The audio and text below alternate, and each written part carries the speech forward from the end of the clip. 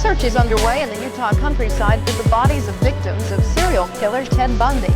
Bundy was executed in Florida 6 months ago.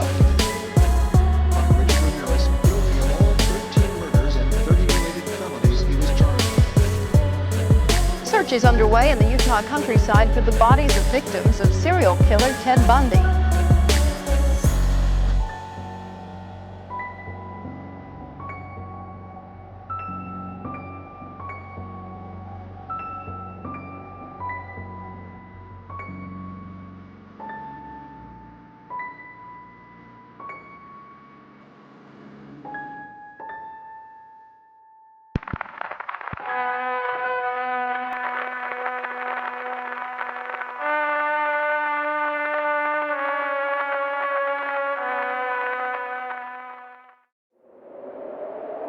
A lonely farmhouse.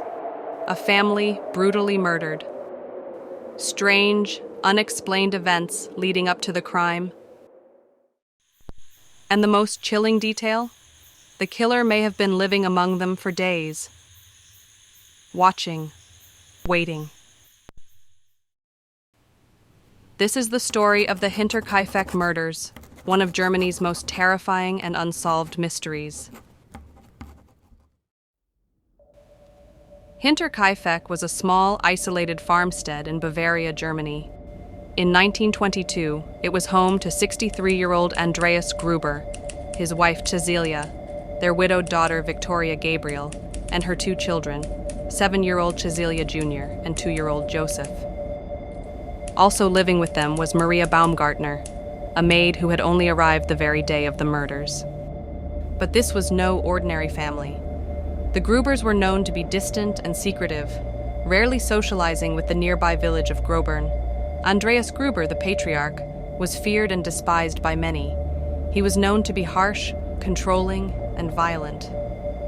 He had served time in prison for an incestuous relationship with his own daughter, Victoria, a crime that made him even more of an outcast in the community. Victoria, despite her tragic past, was the most well-liked member of the household. A devout member of the church, she had a beautiful singing voice and was rumored to be saving money for a fresh start. Some believe she had plans to run away with her children, leaving the farm behind forever. The Grubers were known to be distant and secretive. Their farm was about 1 kilometer from the nearest village, making them almost completely cut off from the outside world. In the weeks leading up to the crime, strange things began happening at Hinterkaifeck. Andreas Gruber noticed footprints in the snow, leading from the forest to the farmhouse, but none going back. The family dog barked relentlessly at night, but when Andreas checked, he found nothing. Then, he began hearing footsteps in the attic at night. One of their house keys went missing. They found a newspaper on their doorstep, one they hadn't subscribed to. Even the maid before Maria quit the job, claiming the house was haunted. But despite all these ominous signs, the family stayed. On the night of March 31st, 1922, something truly horrifying happened. One by one, 6 people were lured to their deaths. Andreas, Cecilia, Victoria, and young Cecilia Jr. were all lured into the barn and brutally murdered with a pickaxe-like weapon. The killer then entered the house and killed little Joseph as he slept in his crib. Finally, Maria, the maid, was murdered in her bedroom just hours after arriving. But the most chilling discovery? The 7-year-old Cecilia Jr. had survived for hours after the attack. Investigators found clumps of her own hair in her hands. She had been pulling it out in agony before finally succumbing to her injuries. Days passed before the bodies were found. Neighbors became suspicious when the Grubers didn't show up for church and the mail piled up outside. On April 4th, a group of locals went to the farm and made a discovery that would haunt them forever. Inside the house, they noticed something disturbing. The animals had been fed, and the chimney showed signs of recent use. The killer had stayed in the house for days, eating their food, tending their livestock, and living among the dead. Who could have done this? Many theories have emerged over the years, but none have been proven. One of the earliest suspects was Lorenz Schlittenbauer, a well-known neighbor and former suitor of Victoria Gabriel. Lorenz had an intimate history with the Gruber family, one that might have given him motive for murder. After Victoria's husband Karl was declared missing in World War I, she became involved with Lorenz. She even planned to marry him. But then, something changed. Suddenly, Victoria broke things off, claiming that her 2-year-old son, Joseph, was actually Karl's child. But Lorenz wasn't convinced. He insisted Joseph was his biological son, and even tried to pursue legal action. After the murders, Lorenz was among the first people to discover the crime scene, and his behavior raised serious suspicions. Witnesses claimed he showed little emotion, even casually moving the bodies. Strangely, he unlocked doors without needing a key, leading some to wonder, did he still have a stolen copy of the missing house key?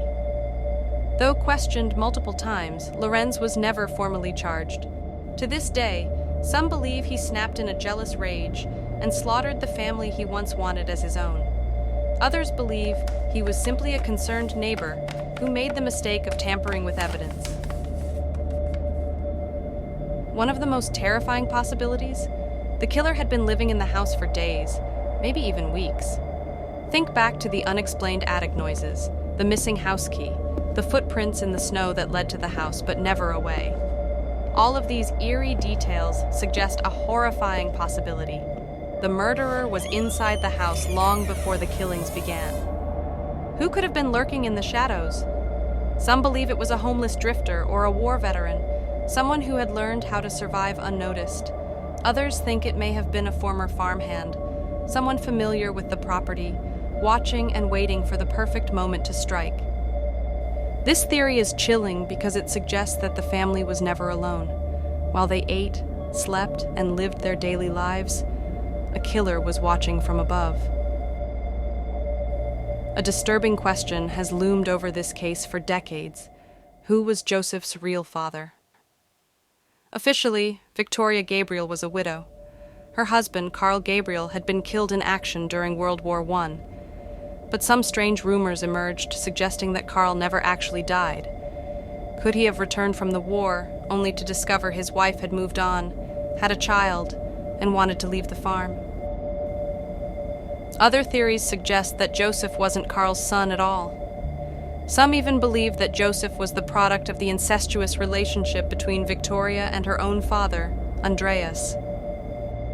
If true, could someone have killed the family out of revenge, or to silence a dark family secret?